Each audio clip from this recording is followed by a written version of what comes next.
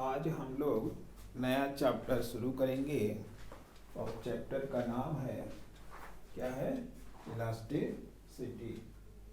तो जल्दी से कॉपी पेन निकालिए और लिखना शुरू करिए। क्या लिखेंगे भाई? इलास्टिसिटी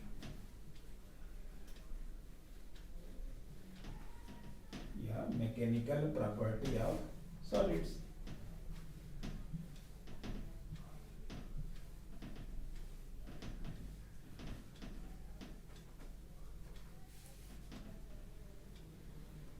तो हेडिंग डालिए, क्या डालेंगे? इलास्टिसिटी।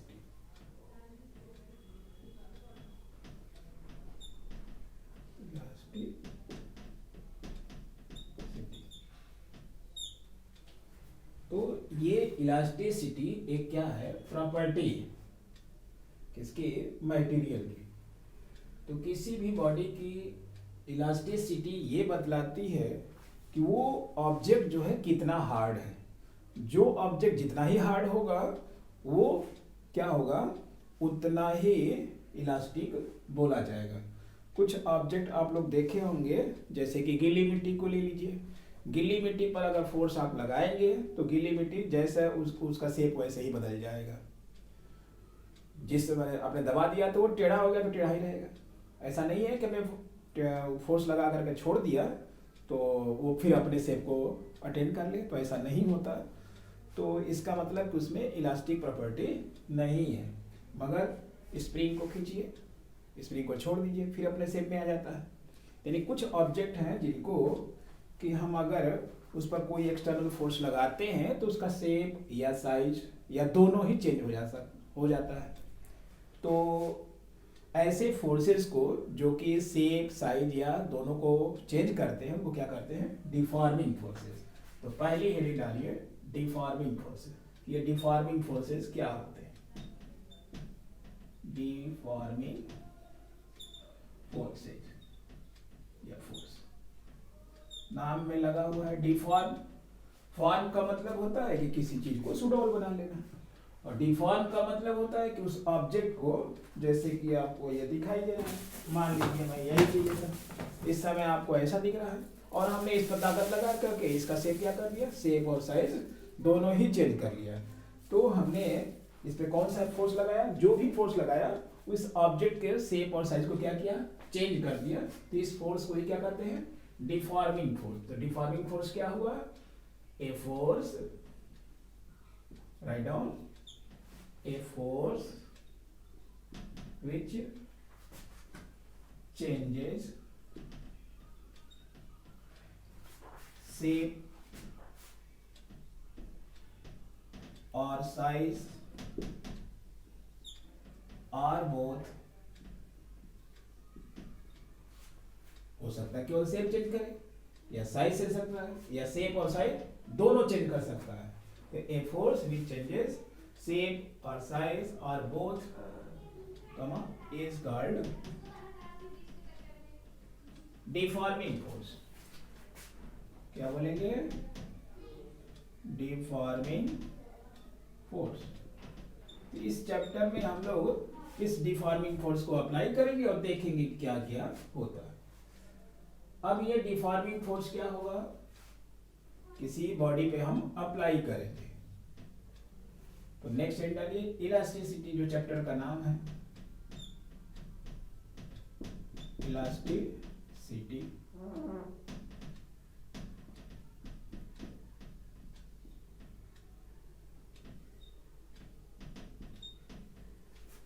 तो इलास्टिसिटी में पहली बात की ये प्रॉपर्टी होता है। ये प्रॉपर्टी इस बात को शो करती है कि हमारा जो ऑब्जेक्ट है अपने शेप या साइज को अटेन करेगा या नहीं करेगा। तो by property, the property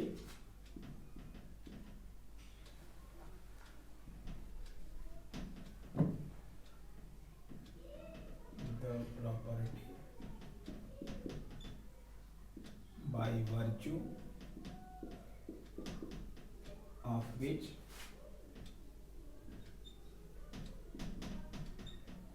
the property by virtue of which a body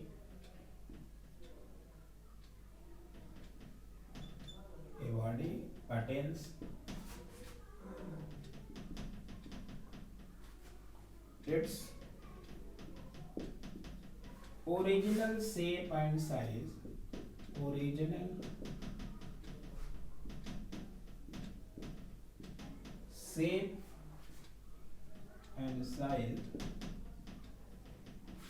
after the removal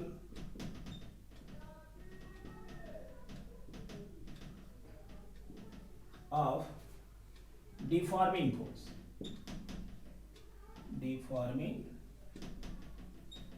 force is called elasticity.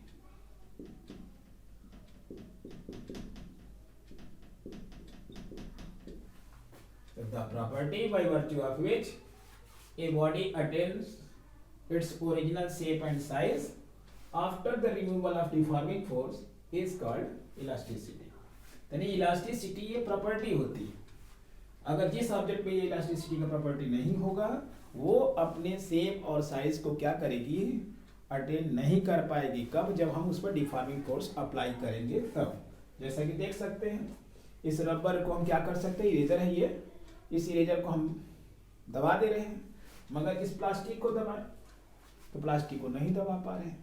इसका मतलब ये ज्यादा इलास्टिक है in comparison to this rubber, क्योंकि इसमें इलास्टिक प्रॉपर्टी ज्यादा है.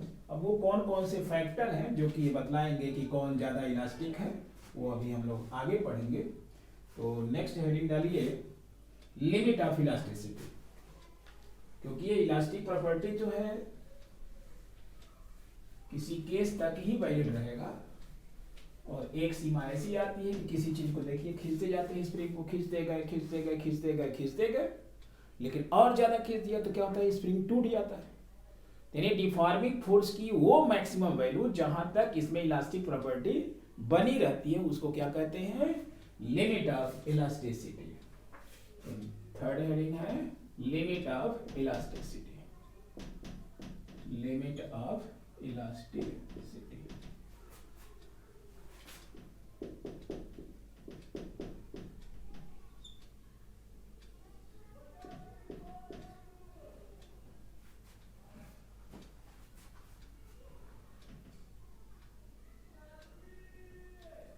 The maximum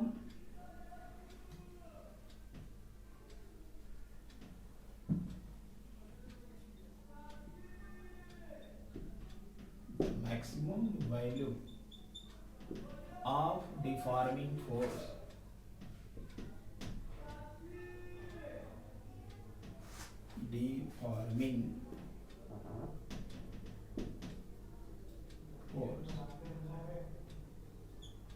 up to which body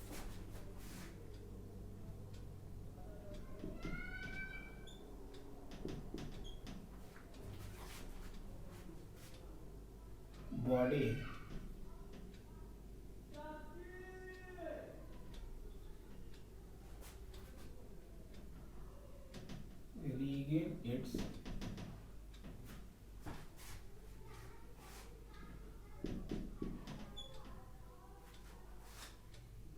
elastic property.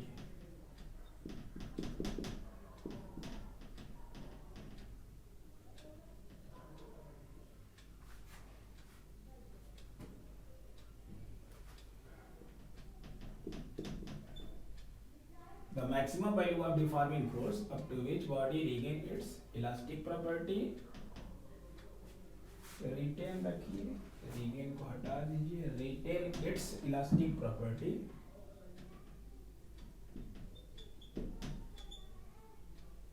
Retain its elastic property is called limit of elasticity. Limit of elasticity. यानी ये जो मैक्सिमम वैल्यू डिफॉर्मिंग फोर्स का होगा उस वैल्यू को ही क्या बोलेंगे, लिमिट ऑफ इलास्टिसिटी। तो मैथमेटिकली इसको शॉर्ट में लिख लीजिए।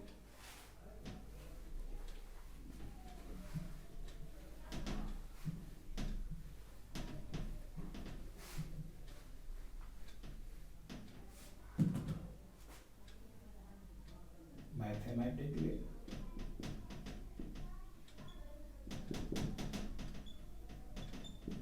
क्या लिखेंगे, limit of elasticity, limit of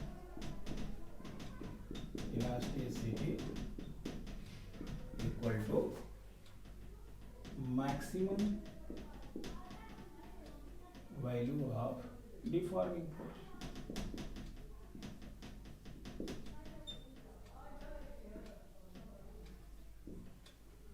deforming force की मैक्सिमम वैल्यू जहां तक उसमें इलास्टिक प्रॉपर्टी क्या हो, बना रहे। तो जब तक इलास्टिक प्रॉपर्टी, तो maximum value of deforming force up to which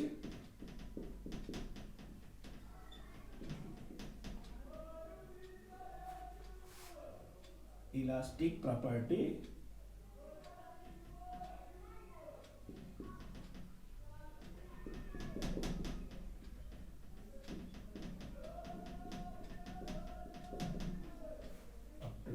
elastic property क्या रहती है, रिजर्व, इलास्टिक प्रॉपर्टी रिजर्व्स।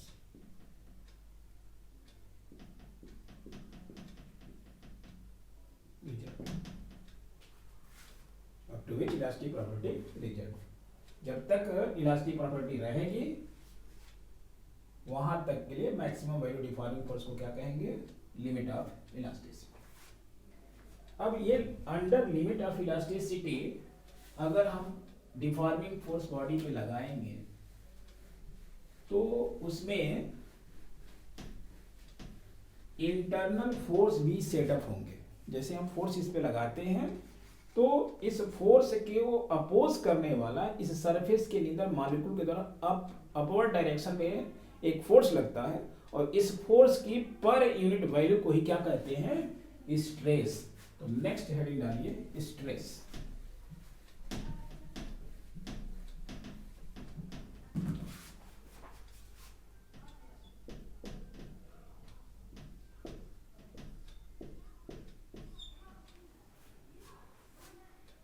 तो स्ट्रेस क्या होता है,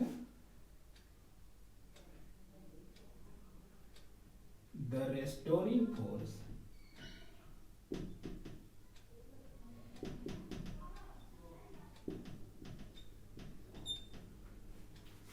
per unit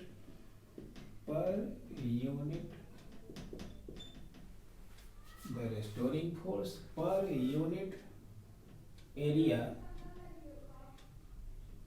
of cross section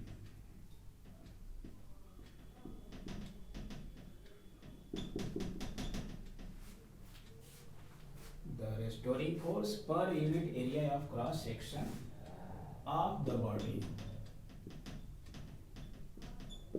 is called stress.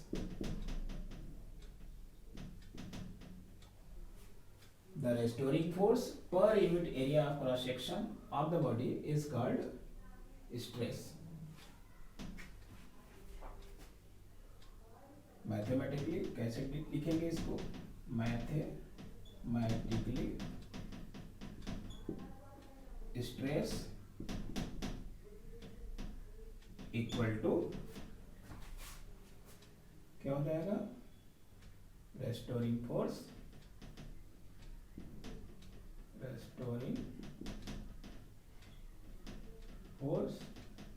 Upon area of cross section, area of cross section.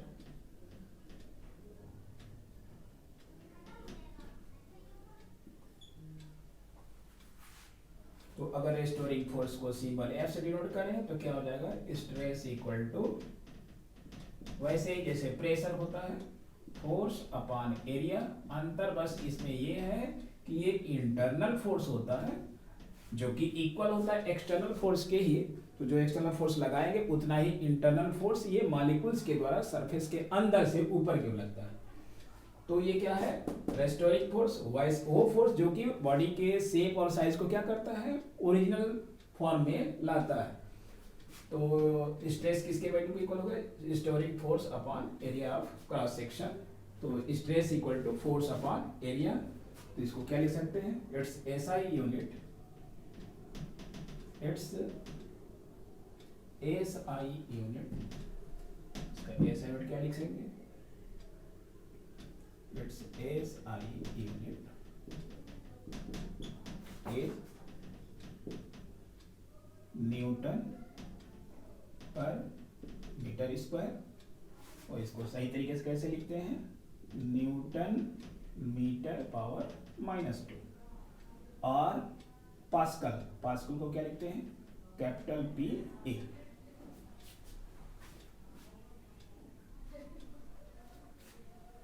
तो ये तो इसी का है, ये तो सेम है, या तो यूनिट ये होगा या ये होगा। दो यूनिट है, एक पास्कल और एक है न्यूटन पर मीटर स्क्वायर। और इसका डायमेंशन लिखना होगा तो दोनों का डायमेंशन लिख दिया। एंड डायमेंशन ऑफ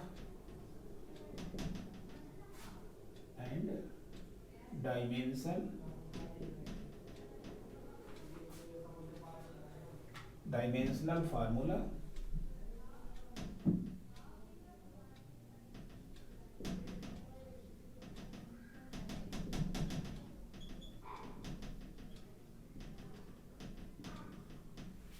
क्या हो जाएगा, फोर्स का होता है एम एल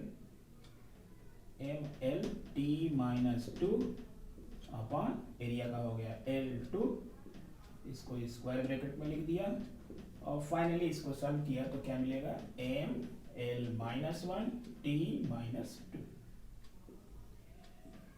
तो देख सकते हैं स्ट्रेस का भी डायमेंशनल फार्मूला वही है जो कि प्रेशर का होता है, क्योंकि प्रेशर के भी फार्मूला में F/A होता है। ये एक्सटर्नल फोर्स होता है प्रेशर के केस में, यहाँ स्ट्रेस के केस में इंटरनल फोर्स जो कि मॉलिक्यूल्स के द्वारा सरफेस पर अंदर से लगाया जाता है। इसको हमने प्रेस किया तो अंदर का सरफेस क्या करता है, हमको बाहर की ओर ढकेलता है, एक्शन रिएक्शन। तो इंटरनल फोर्स को क्या करेंगे, जो कि यूनिट एरिया पर एक्ट करेगा उसको बोलेंगे स्ट्रेस। अब नेक्स्ट हेडिंग डालिए स्ट्रेन। स्ट्रेस के बाद क्या पढ़ना है, स्ट्रेन।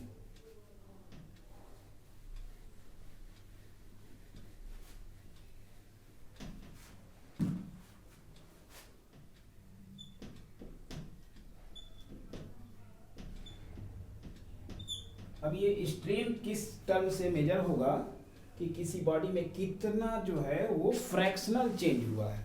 जैसे कि कोई लेंथ वाली ऑब्जेक्ट है, उसके लेंथ को अगर हम क्या करें, खींच के लंबा कर दें तो लंबाई में उसका चेंज होगा। तो देखते हैं उसका फ्रैक्शनल चेंज यानी उसका यूनिट चेंज कितना हुआ, यानी उसके यूनिट लेंथ में कितना चेंज आया, उसको कहेंगे स्ट्रेन। तो fractional change,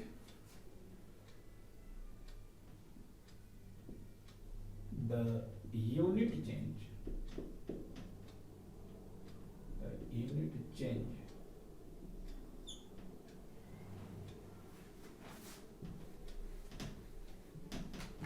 inside of an object, the unit change inside of an object is called strain।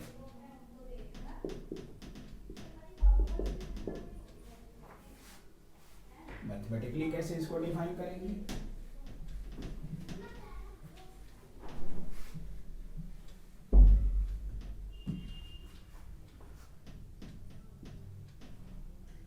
Mathematically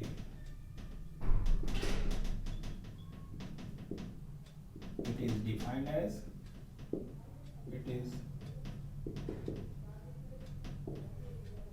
as strain equal to, मान लिया कि पहले जो उसकी साइज थी कितनी थी, x थी। और जब हमने कोई डिफॉर्मिंग फोर्स लगाया इस x में चेंज क्या हो गया, डेल्टा x का हो गया। तो हम पूछे कि यूनिट में कितना चेंज हुआ, तो डेल्टा x अपॉन x कर देते हैं। तो इस क्वांटिटी को ही क्या बोलते हैं, strain. The unit change in size of an object is called strain. तो क्या हो जाएगा, delta x upon x। x क्या है, ये ओरिजिनल साइज है, और डेल्टा x क्या है, चेंज इन साइज। ये हो गया हमारा स्ट्रेन। where डेल्टा x को क्या कहेंगे, change in size, change in size. और x को क्या बोलेंगे, ओरिजिनल साइज, ओरिजिनल साइज। तो अगर ओरिजिनल साइज दिया हो और चेंज इन साइज दिया हो तो ये change in size upon original size का रेशियो जो निकालेंगे वही क्या हो जाएगा, स्ट्रेन हो जाएगा। अब कोई पूछ सकता है कि स्ट्रेन की यूनिट क्या होगी, तो देख लीजिए इसकी जो यूनिट होगी वही यूनिट ये, तो दोनों की यूनिट कट गई एक दूसरे से, तो ये यूनिट लेस है, यानी इसमें इसका कोई डायमेंशन नहीं होता। ये आपके समझने के लिए था। Strain has no unit, strain has no unit, no unit and no dimension. कोई dimensionless, no unit and no dimension.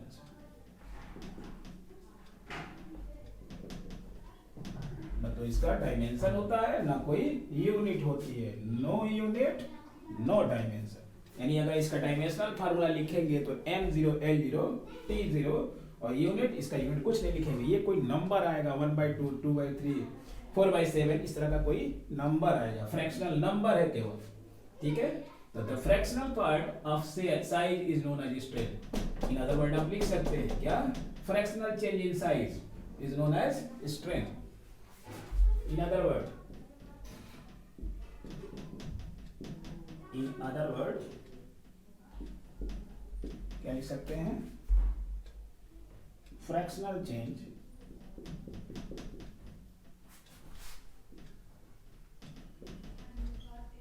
In size is called strain.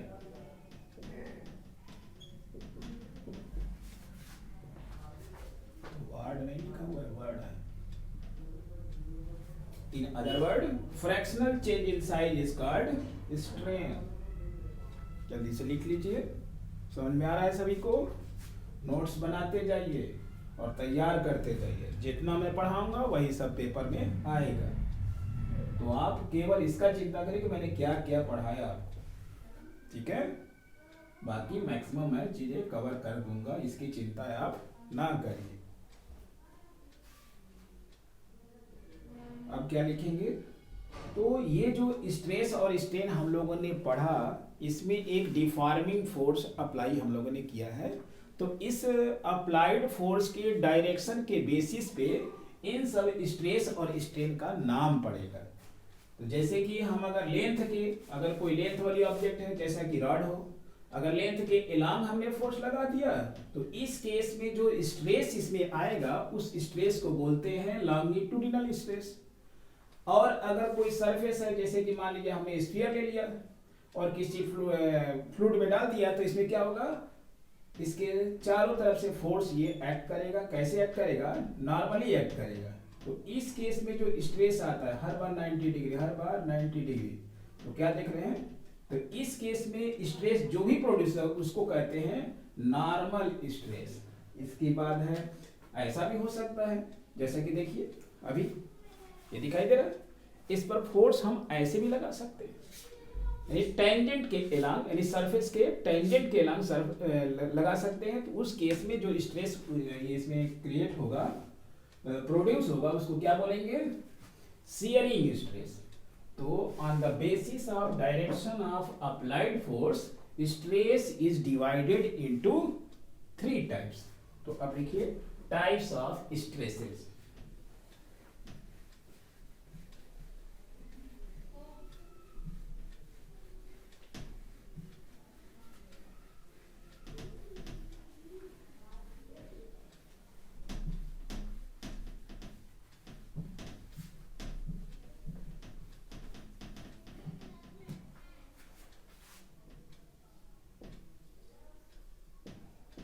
Types of stresses.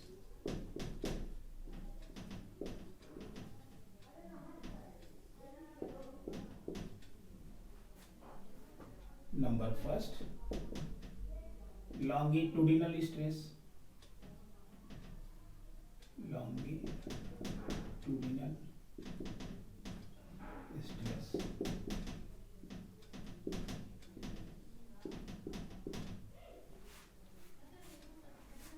पहली बात ये स्ट्रेस है, पर यूनिट एरिया पर ही act करेगा, लेकिन case होगा कि when deforming force is acting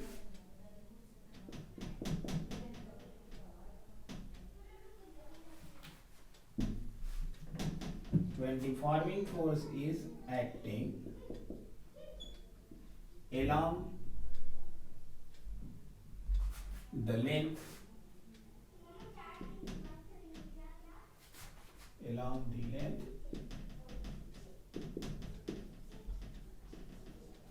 of object and perpendicular to area of cross section,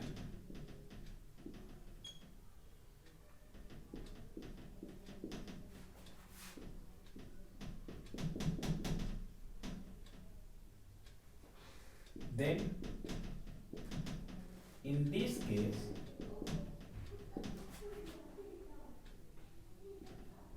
restoring force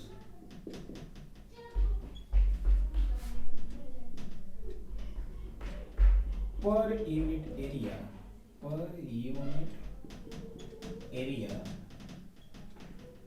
is called longitudinal stress.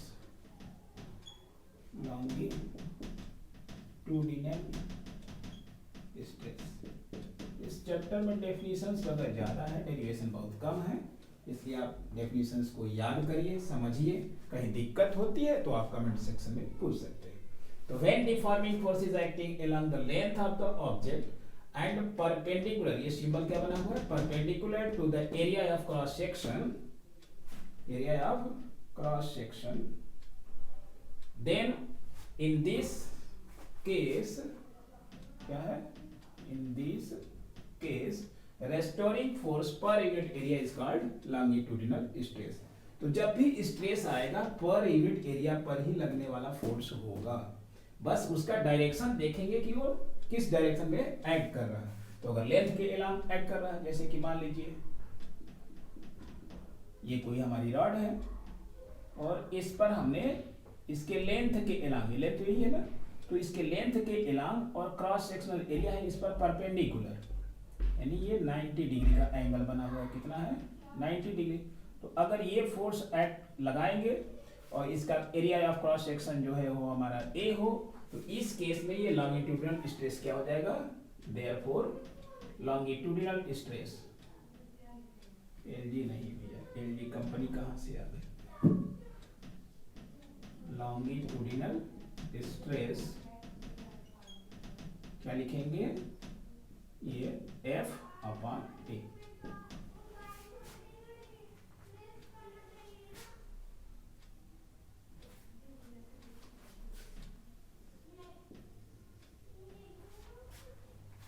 Longitudinal stress के बाद है नॉर्मल स्ट्रेस। सेकेंड हेडिंग क्या है, नॉर्मल स्ट्रेस। सेकेंड हेडिंग डालिए normal stress. Stress ही है मगर normal नाम पड़ गया, क्योंकि इस केस में क्या है, जो फोर्स एक्ट करेगा अब वो सरफेस के ईच पॉइंट पर नॉर्मली एक्ट करेगा। यहां भी कैसे एक्ट कर रहा है, नॉर्मल के एलॉन्ग।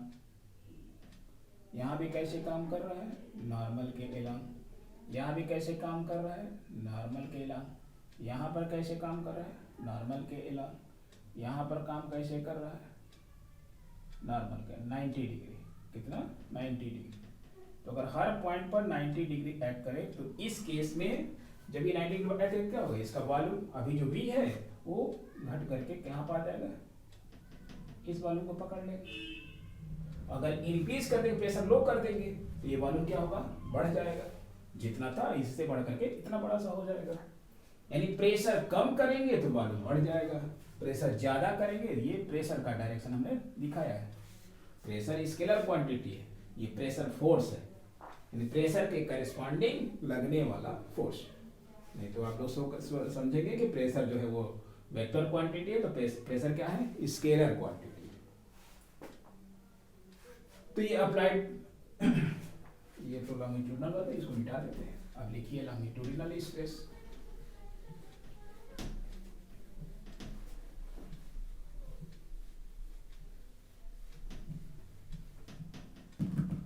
डायग्राम बना लीजिए। When deforming force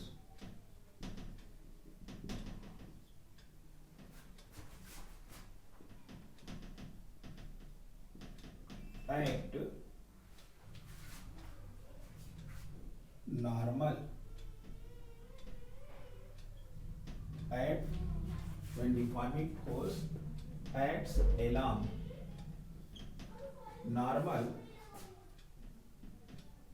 to each point on the surface,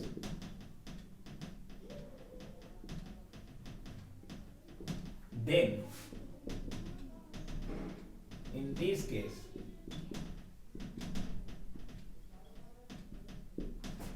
restoring force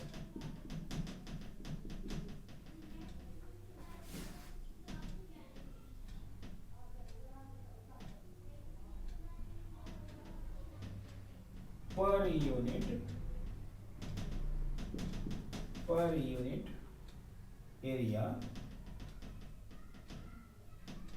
is called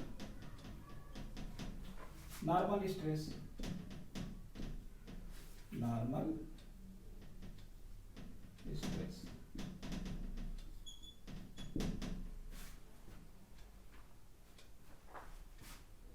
Normal stress equal to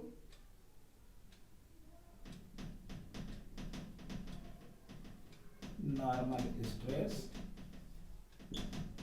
equal to change in pressure. Change in pressure हमने इसका सिंबल दे दिया डेल्टा पी। तो अगर ये change in pressure delta P हो तो क्या लिखेंगे, normal stress equal to delta P. चलिए डेल्टा पी लिख लीजिए।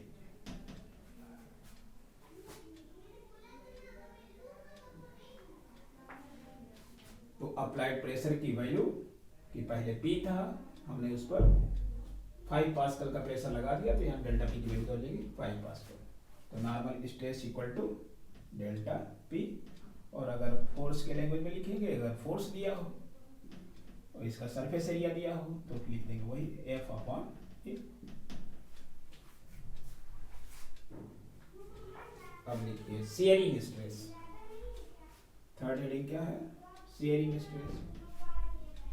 अब देखिए फोर्स कैसे लगता है, सब डायरेक्शन पर डिपेंड है। शियरिंग स्ट्रेस, तो when deforming force acts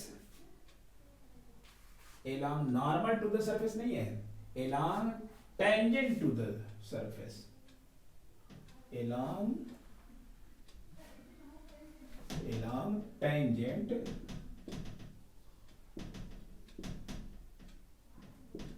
to the surface। ठीक है, tangent to the surface। When deforming force acts along tangent to the surface, then in this case restoring force per unit area is called, अब normal stress ना कह करके आप बोलेंगे shearing stress.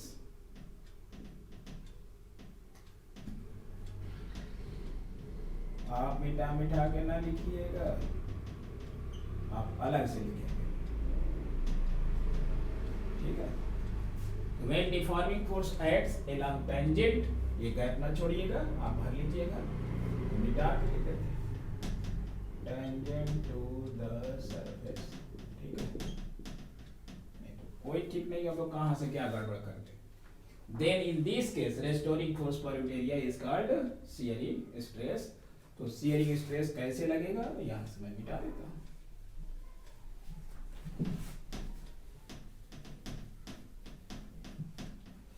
तो पहले तो शेयरिंग स्ट्रेस आप लोगों को दिखा दें। ये देखिए ये बुक है, ये बुक दिखाई दे रही है। अब इस बुक पर शेयरिंग स्ट्रेस लगाएंगे तो देखिए इसका शेप क्या होगा, इसके सरफेस के नाम, ये देखिए साइज इसकी बदल गई है ना, टेढ़ी हो जाती है। इस सरफेस के नाम ऐसे लगाए, फोर्स कैसे लगाए, तो जब ये ट्रेन किसी पटरी पर दौड़ती है तो क्या करती है, इसके सरफेस पर फोर्स लगाती है, यानी टेंजेंट के एलांग लगाती है। तो उस केस में क्या होगा, इसका शेप, इसके सरफेस के एलांग क्या हो जाएगा, वो चेंज होगा, ठीक है। देखिए ये इसको लगा रहे हैं आप लोग, ये क्रॉस सेक्शन एरिया देखिएगा। अभी ये क्या है, ये लाइन जो है परपेंडिकुलर है, जब इसको फोर्स लगाएंगे टेंजेंशियल तो देखिए चेंज हो गया, दिखा सबको। तो इसको कहते हैं टेंजेंशियल स्ट्रेस, कि इस सरफेस पे कैसा क्रिएट होगा, टेंजेंशियल स्ट्रेस क्रिएट होगा, क्योंकि हमने टेंजेंट के एलांग, ये सरफेस के परपेंडिकुलर और ये टेंजेंट के एलांग, सरफेस के एलांग, इस पर टेंजेंट जब ड्रा करते हैं तो वो सरफेस को कहीं किसी पॉइंट पे कट नहीं करता है, और नॉर्मल क्या करता है, इस सरफेस को परपेंडिकुलर कट करता है।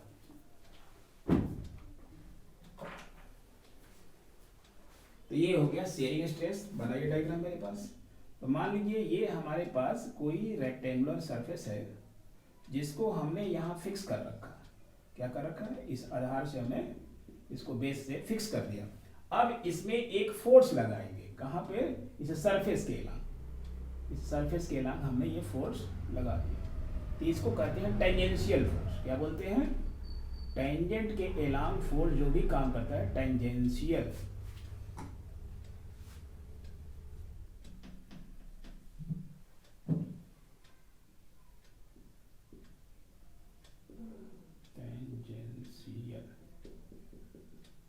फोर्स एफ क्या है, टेंजेंट के एलांग फोर्स काम करेगा। तो अब क्या होगा, ये आगे की ओर टिल्ट कर जाएगा, यानी इसमें कुछ एंगुलर डिस्प्लेसमेंट आ जाएगा। तो ये जो साइड जो परपेंडिकुलर है, इस समय परपेंडिकुलर दिखाई दे रही है, वो क्या होगी, आगे की ओर झुक जाएगी। ये वाली भी क्या जाएगी, आगे चली जाएगी, यानी ये जो परपेंडिकुलर थी वो आगे की ओर झुक जाएंगी। तो किसी एंगल से ये क्या हो जाएंगी, इंक्लाइन कर जाएंगी। इस एंगल को ही क्या बोलते हैं, शियरिंग स्ट्रेन बोला जाता है। और शियरिंग स्ट्रेस है, तो ये जो टेंजेंशियल फोर्स है, अगर ये ए एरिया पर एक्ट कर रहा है तो एफ अपॉन ए की वैल्यू को ही क्या बोलेंगे, शियरिंग स्ट्रेस। कंडीशन बस यही है कि ये जो फोर्स हमारा एक्ट करेगा इस समय टेंजेंट के एलांग एक्ट करेगा। तो when deforming force acts along tangent to the surface, then in this case restoring force per unit area is called shearing stress। ऐसा नहीं है कि फोर्स लगाया वो टिल्ट होकर वैसे रहेगा, फिर से फोर्स को हटाएंगे फिर ये सीधा हो जाएगा। तो इस केस में यूनिट एरिया पर जो फोर्स काम करेगा क्या कहेंगे उसको, शियरिंग स्ट्रेस। तो लिखिए mathematically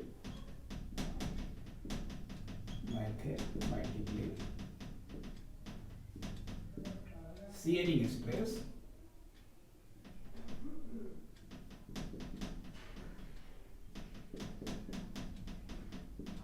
equal to tangential force, ये एफ टेंजेंट लिख देते हैं, ठीक है, अपॉन एरिया।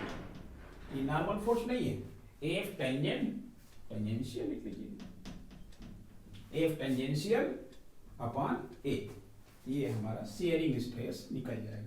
तो हर बार हमने क्या देखा, तीनों के केस में, इन 3 cases we have seen that stress equal to force upon area।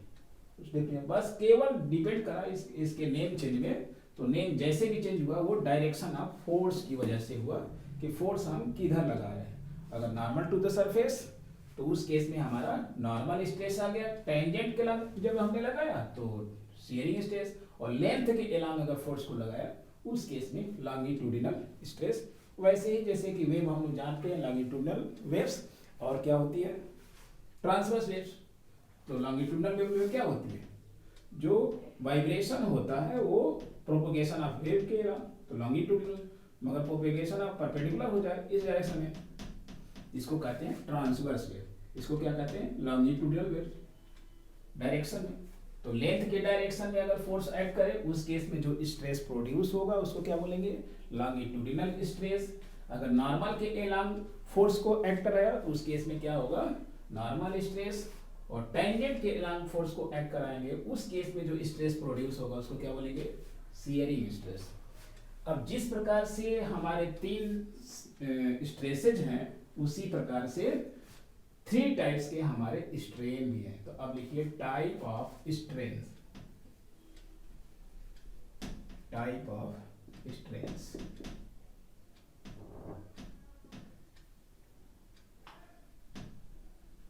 Heading डालिए टाइप ऑफ स्ट्रेन्स। तो इसमें पहली हेडिंग क्या डालेंगे, उसमें कौन सा था लॉन्गिट्यूडिनल, तो इसमें भी longitudinal strain, longitudinal strain.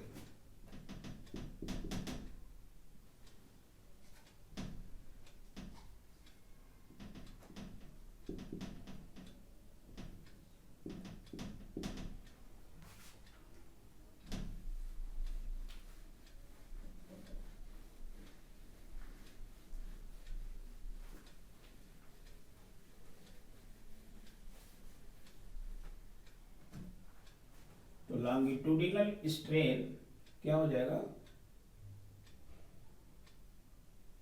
Longitudinal strain equal to length के एलॉन्ग। मान लिया लेंथ, ये हमारा डायग्राम बना लीजिए, ये कोई रॉड है, पहले इसकी लंबाई कितनी थी L लेंथ थी, कहां से कहां तक, यहां से यहां तक। जब इस पे फोर्स हमने लगा दिया तो इसकी लेंथ जो है यहां से इंक्रीज करके इतनी हो गई। फोर्स कैसे लगाया normal to the cross section. तो ये जो चेंज इन लेंथ है ये चेंज इन लेंथ है L, कितनी यहां से लेके यहां तक की वैल्यू।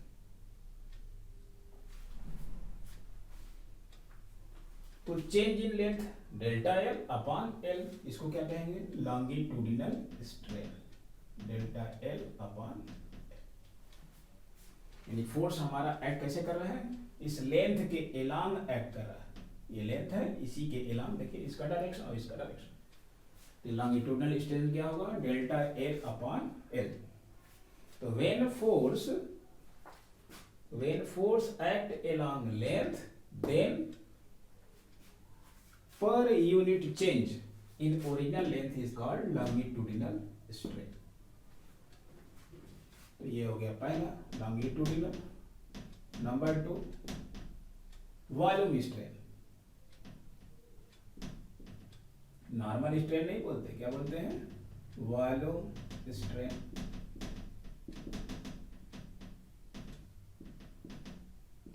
इसका डायग्राम पहले बना लीजिए। ये कोई हमारा स्फेरिकल सरफेस है, इसके हर पॉइंट पर प्रेशर कैसे काम कर रहा है नॉर्मल, कैसे काम कर रहा है normal along normal along normal. ये हो गया प्रेशर, प्रेशर हम डेल्टा पी से डिनोट किए थे, डेल्टा पी, ठीक है। Change in pressure,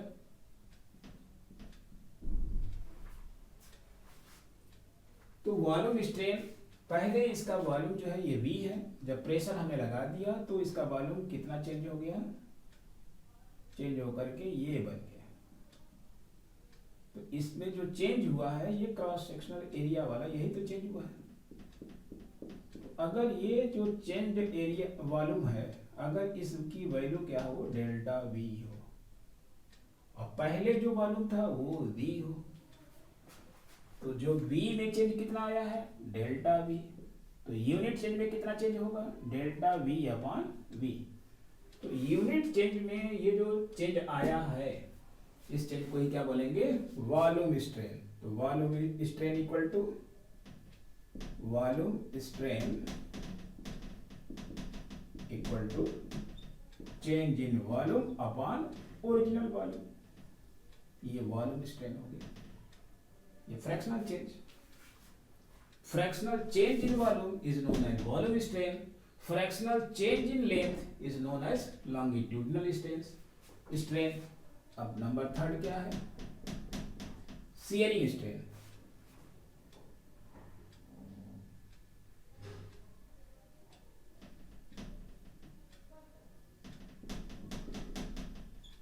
shearing strain या टेंजेंशियल स्ट्रेन, इसको क्या बोलेंगे। अब वही डायग्राम बनाइए, ये कोई सरफेस है जिसका ये नीचे का एंड क्या कर दिया गया है, फिक्स्ड सरफेस है, और यहाँ पर हमने एक फोर्स एक्ट करा दिया टेंजेंट के नाम। तो ये जो सरफेस है क्या किया, थीटा एंगल नॉर्मल से शिफ्ट हो गया, ठीक है। तो इस थीटा एंगल को क्या कहेंगे, शियरिंग स्ट्रेस। और कैसे डिसाइड करते हैं कि देखिए ये थीटा के सामने वाली जो डिस्टेंस है अगर x हो और इस परपेंडिकुलर की लेंथ y हो, तो x और y के रेशियो को ही क्या करते हैं, शियरिंग स्ट्रेस। तो मैथमेटिकली शियरिंग स्ट्रेस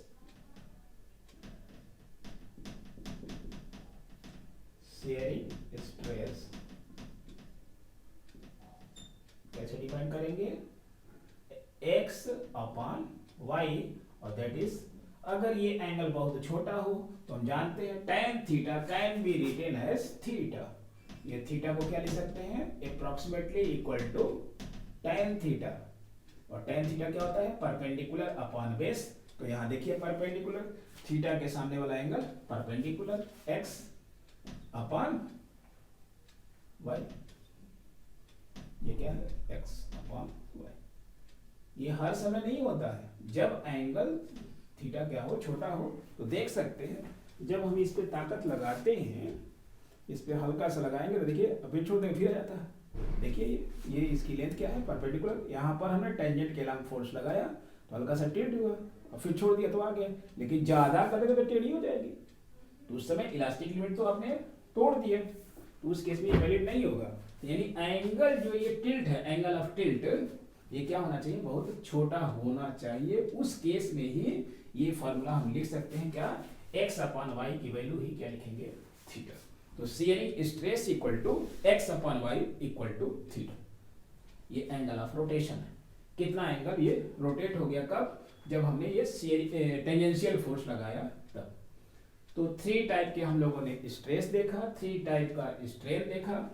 अब इनके करेस्पॉन्डिंग जो है कुछ क्या कहते हैं, मॉडुलस ऑफ इलास्टिसिटी डिफाइन किए जाएंगे।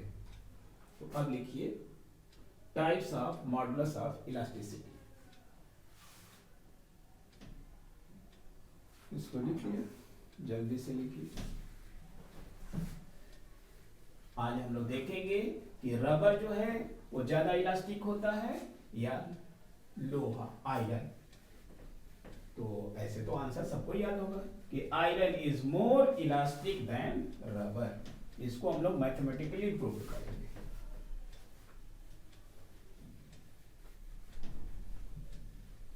क्या लिखेंगे आप, जल्द से रीडिंग डालिए, Young's modulus of elasticity, Young's modulus of elasticity, modulus of elasticity.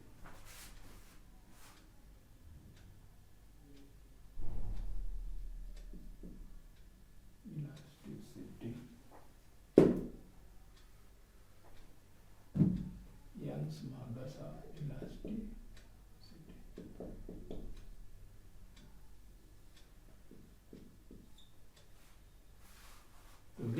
Elastic limit, यानी इलास्टिक लिमिट बाहर हो गया, उस केस में ये डेफिनेशन लागू नहीं होगा। तो लिखिए with in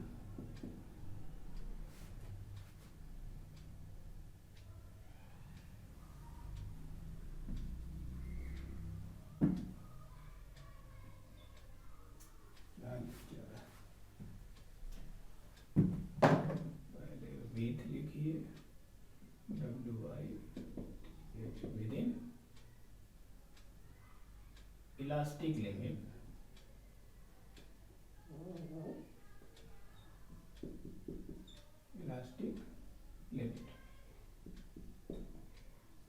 within elastic limit ratio of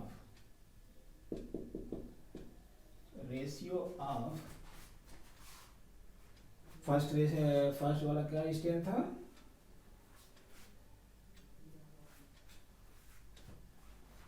ratio of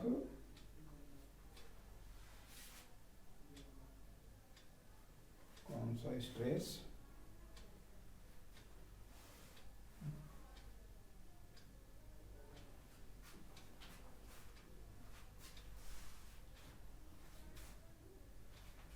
diagram पहले बनाइए तो आपको दिख जाएगा। ये हमारी रॉड,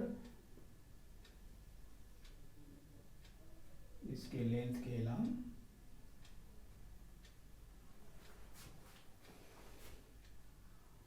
फोर्स एक्ट किया, इसकी लेंथ क्या चेंज हो गई, डेल्टा एल, पहले लेंथ कितनी थी एल, चेंज हो गई एल, फोर्स कितना एक्ट किया,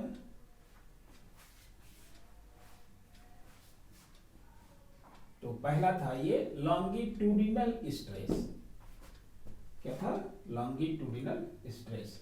तो with in elastic limit ratio of longitudinal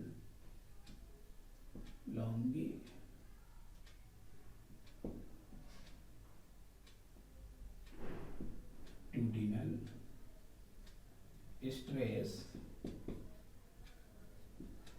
and longitudinal strain is called Young's modulus of elasticity, is called Young's modulus of elasticity, modulus of elasticity. It is denoted by symbol, it is denoted by symbol Y, capital Y। Young modulus को कैसे denote करेंगे, capital Y, mathematically.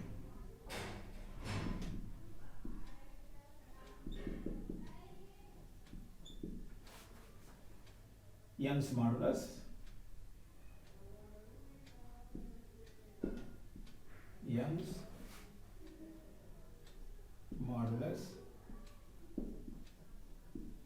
of elasticity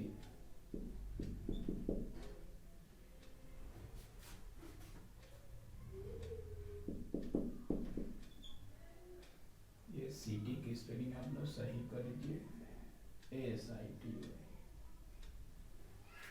Young's modulus of elasticity y equal to क्या लिखेंगे, longitudinal stress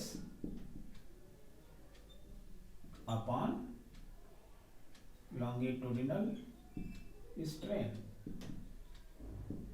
ये जो दोनों quantity का ratio है, इसी को क्या कहते हैं, यंग्स मॉडुलस ऑफ इलास्टिसिटी। अब इसको मैथमेटिकली अगर फार्मूले में कन्वर्ट करेंगे तो यहाँ देखिए लॉन्गिट्यूडनल स्ट्रेस क्या होगा F, और इसका क्रॉस सेक्शनल एरिया जो है वो दिया हुआ है A, तो क्या हो जाएगा F अपॉन A। ये हो गया लॉन्गिट्यूडनल स्ट्रेस। और लॉन्गिट्यूडनल स्ट्रेन, पहले लेंथ हमारी L थी, कितनी चेंज हो गई, डेल्टा L, तो डेल्टा L अपॉन L। ये हमें एक फार्मूला मिल गया यंग मॉडुलस का, कि अगर अप्लाइड फोर्स दिया हो, क्रॉस सेक्शनल एरिया दिया हो, चेंज इन लेंथ दिया हो, ओरिजिनल लेंथ दिया हो, तो इस फार्मूले के सारे वैल्यूज को जब पुट करेंगे तो क्या मिल जाएगा हमारा, y मिल जाएगा। तो इस फार्मूले को आप याद रखिए।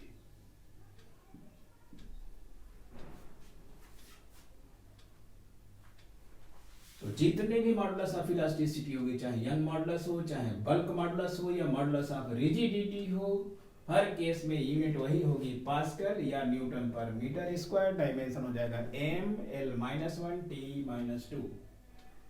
तो इतना लिख लिया। अब जल्द से लिखिए, 2 हेडिंग और बच गई है, उसके बाद ये टॉपिक हमारा चैप्टर कंप्लीट। जल्दी से लिखिए। लिख लिया? लिखो भाई अमित पांडे।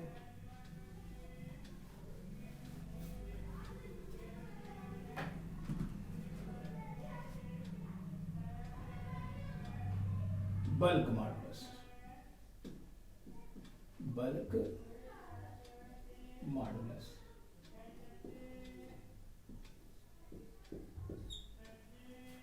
इसका सिंबल हो जाएगा कैपिटल बी। यंग मॉडुलस का सिंबल क्या होगा, कैपिटल Y, और इसका क्या हो जाएगा, कैपिटल बी। तो बल्क मॉडुलस कैसे डिफाइन करते हैं, इसके लिए पहले डायग्राम बना लीजिए।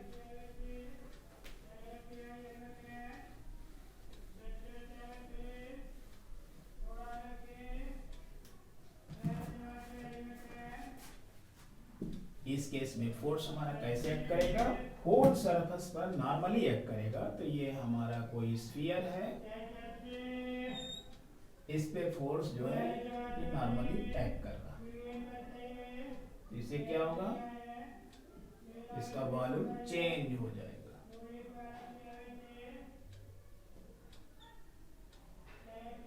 ये नॉर्मल के लॉन्ग 90 डिग्री, नॉर्मल के लॉन्ग 90 डिग्री, हर पॉइंट पर कैसे एक्ट कर रहा है, नॉर्मली एक्ट कर रहा है।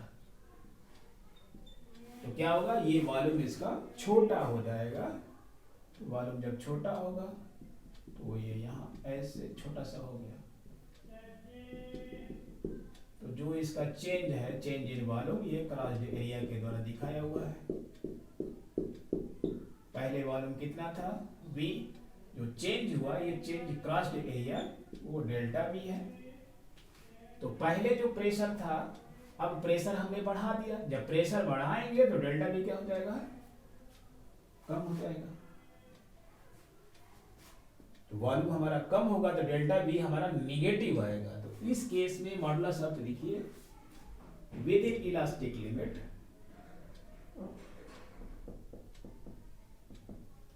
With in elastic limit,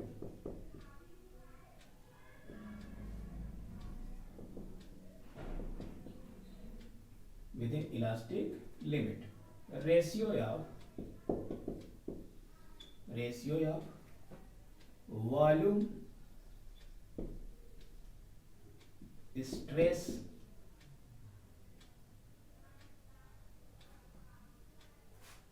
volume stress नहीं होता है, normal stress,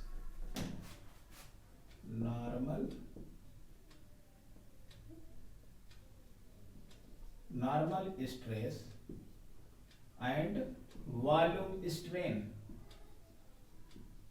volume strain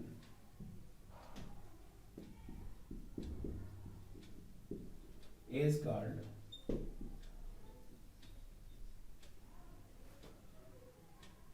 bulk modulus, is called bulk modulus of elasticity.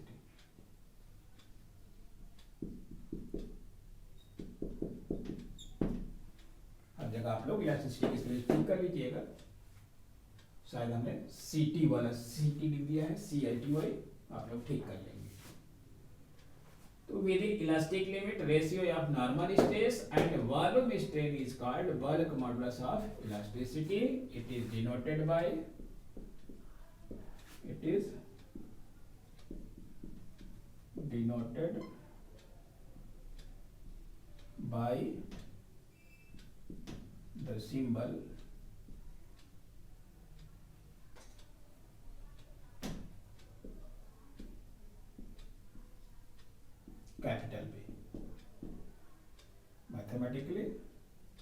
इसको डिफाइन करेंगे।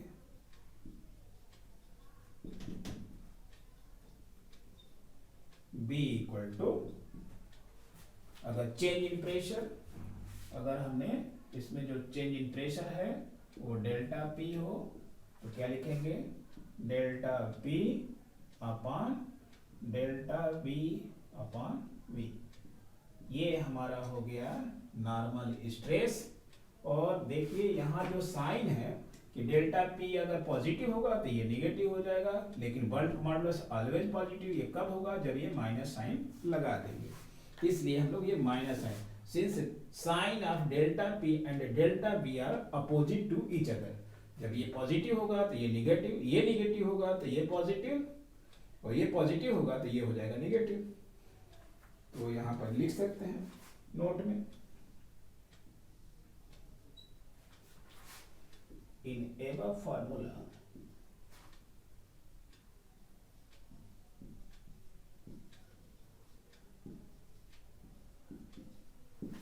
negative sign appears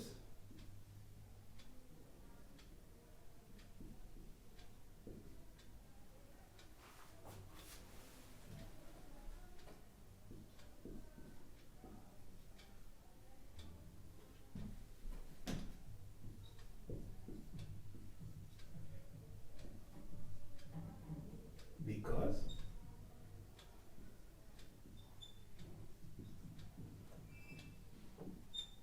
delta P and delta V are of opposite sign.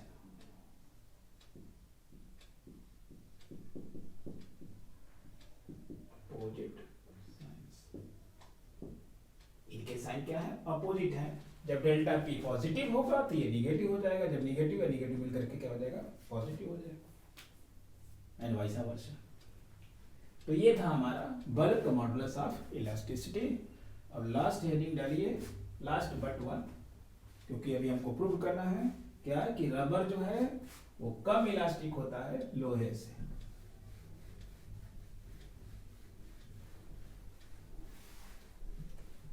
Heading डालिए compressibility. क्या डालेंगे, compressibility.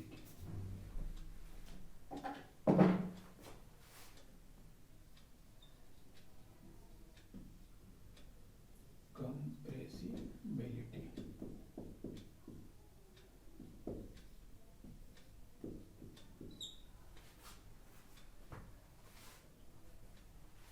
तो reciprocal of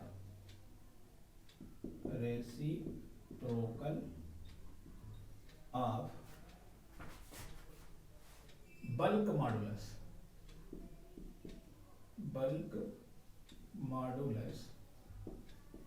is called compressibility.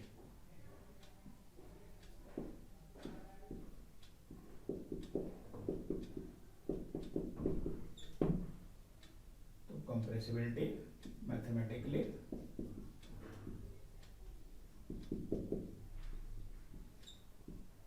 क्या लिखेंगे, compressibility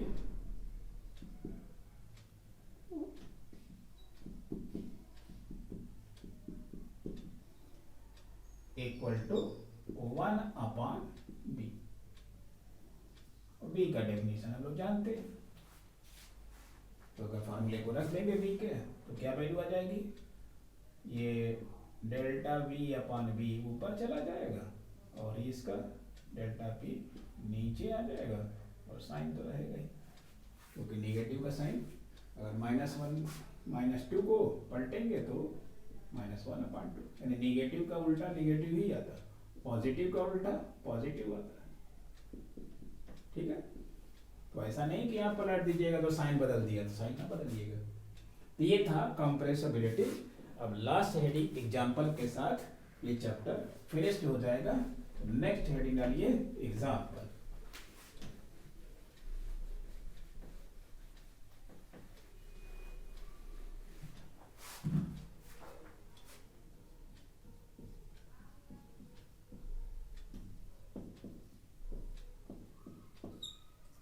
that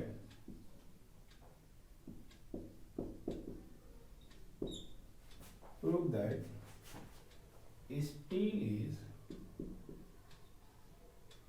is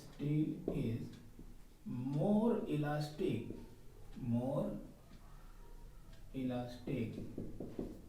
than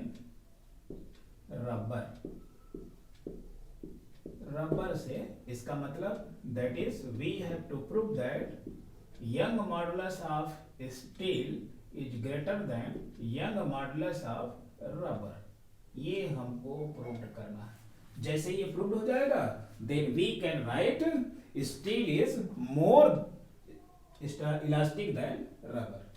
लिखिए proof में। अब दो चीज हम लेते हैं, एक रॉड लेते हैं स्टील का, ठीक है। इस स्टील का लेंथ हमने जब फोर्स लगाया, एक ही फोर्स लगाएंगे, उसी से पता चलेगा। ये किसके लिए? स्टील के लिए। अब एक रॉड और लटका देते हैं, किसका? रबर का। रबर का जो है हम नोट कर देते हैं। ये रॉड कैसा है? रबर का। क्या लिखा? जल्दी करो, इतनी गलतियां होती है। रबर, ये रबर की रॉड हमने ले लिया, लेंथ वही, मोटाई वही। एल लेंथ का ये लिया था तो एल ही लेंथ का ये लिया था। ये एल स्टील के लिए और एल किसके लिए? रबर के लिए। तो इसकी भी लेंथ हमने एल लिया और इसकी भी लेंथ क्या लिया? एल लिया। दोनों का क्रॉस सेक्शनल एरिया ए, अगर स्टील का है तो ये भी हमने क्या लिया? ए, और ये क्रॉस सेक्शनल एरिया इसका ए, किसका? रबर का, तो ये भी कितना लिया हूं? ए। यानी दोनों का सेम एरिया। अब फोर्स लगाएंगे। फोर्स हम दोनों पर एक ही फोर्स लगाते हैं, एक ही फोर्स, हमें एक ही फोर्स से खींचेंगे। दोनों को खींच के देखते हैं ये, ठीक है। तो इस केस में क्या होगा? For steel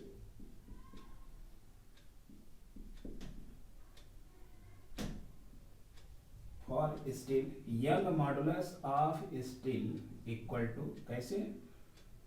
force upon area. ये सेम। अब देखिए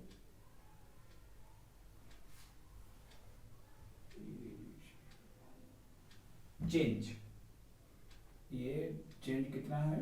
delta L upon delta L, और ये स्टील का हो गया, और ये कितना हो गया? डेल्टा एल रबर का हो गया। ये वाला अलग होगा क्योंकि सेम लेंथ लेंगे मगर चेंज इन लेंथ जो ऐसा नहीं होगा कि एक ही ताकत से आप रबर को खींचिए और एक ही ताकत से स्टील को खींचिए, तो दोनों के चेंज इन लेंथ में क्या होगा? वो डिफरेंट होगा। ये प्रैक्टिकली हम जानते हैं, आप दोनों को देख सकते हैं। एक आप तार खींचिएगा और एक रबर को खींचिएगा अपने ही एक ही ताकत से। ऐसा ना हो कि स्टील को खूब जोर से खींचिएगा और रबर को धीरे धीरे खींचिएगा। एक ही ताकत दोनों पे लगानी है और देख लीजिएगा किसमें ये चेंज ज्यादा आ रहा है या कम आ रहा है। तो आप देख सकते हैं रबर में जो है एक ही ताकत से रबर में ज्यादा चेंज होगा और उस स्टील में कम चेंज होगा। तो यहाँ फोर्स हमने एक ही लगाया, एरिया ऑफ क्रॉस सेक्शन दोनों की सेम मोटाई का लिया था, इसलिए एफ अपॉन ए स्टील के लिए लिखा। और स्ट्रेन क्या हो जाएगा? लॉन्गिट्यूडनल स्ट्रेन, इसकी लेंथ ओरिजिनल क्या है? एल, चेंज हो गई है delta L steel upon original steel, वो कितनी है? एल है, ठीक है। ये एल लिया, तो ये हो गया किसके लिए? स्टील के लिए। Equation number 1। अब देखिए फॉर रबर,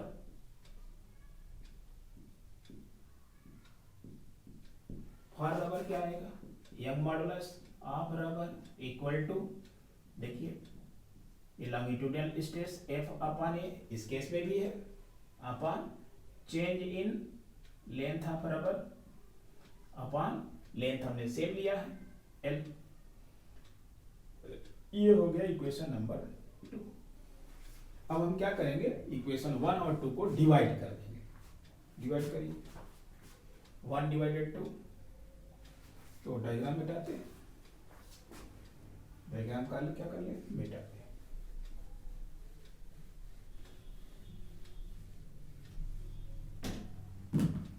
वन को 2 से डिवाइड किया, 1 डिवाइडेड 2, क्या मिलेगा, लेफ्ट का left, Y S upon Y R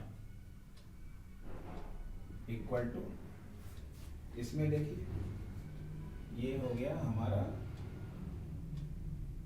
F upon A upon delta L, किसके लिए, स्टील के लिए, अपॉन एल, और डिवाइड करना है तो मल्टीप्लाई का सिंबल लगाया और इसको पलट दिया, ऊपर में क्या जाएगा, डेल्टा एल आर अपॉन, यहाँ भी देते हैं एल, और डिवाइडेड, ऊपर वाली क्वांटिटी क्या थी, एफ अपॉन ए। ठीक है, जब हमने डिवाइड किया तो इसका ये पलट गया मल्टीप्लाई करने के बाद, तो एफ अपॉन ए से एफ अपॉन ए खत्म, एल से एल खत्म, आया क्या result, Y S upon Y R की वैल्यू कितनी आई, delta L R upon delta L S. तो यहां क्या देख रहे हैं, इसमें हम क्या देख रहे हैं, स्टील ऊपर है, रबर यहाँ ऊपर हो गया, यहाँ रबर नीचे, स्टील नीचे हो गया। तो अब जरा देखिए, कुछ चीजें हम लोग आंख को बिल्कुल दिखाई देती है, क्या कि अगर एक ही फोर्स से, एक ही फोर्स से रबर की रॉड और स्टील की रॉड को खींचेंगे तो किसमें लेंथ, किसके लेंथ में ज्यादा चेंज होगा, तो हम जानते हैं obvious, it is obvious that change in rod of the rubber will be greater. यहाँ लिखिए, बट क्या देखते हैं कि delta L R is greater than delta L C for same force, for same force. अगर फोर्स अलग अलग ना लगाए, फोर्स को सेम रखें, उस केस में क्या होगा कि change in length of the rubber will be more than change in length of the steel. अब इसको डिवाइड कर दीजिए, delta L R upon delta S, delta L S is greater than 1, और ये किसकी वैल्यू है, ये किसकी वैल्यू देख लीजिए, Y S upon Y R is greater than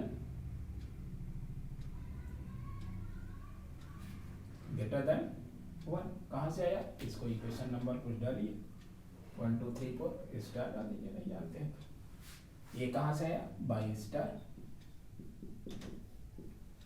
delta L upon R किसी भी वाई आर। अब वाई आर को उधर भेज दीजिए, क्या मिला, Y S is greater than Y R. इसका मतलब क्या हुआ कि Young modulus of steel is more than Young modulus of rubber, therefore steel is more elastic than rubber. ये हमारा प्रूफ हो गया, imply that steel is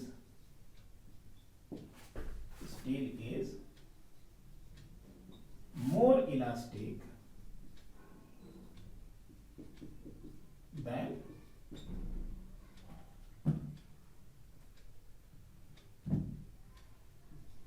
rubber।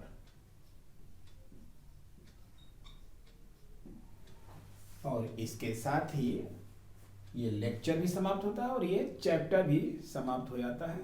Thank you.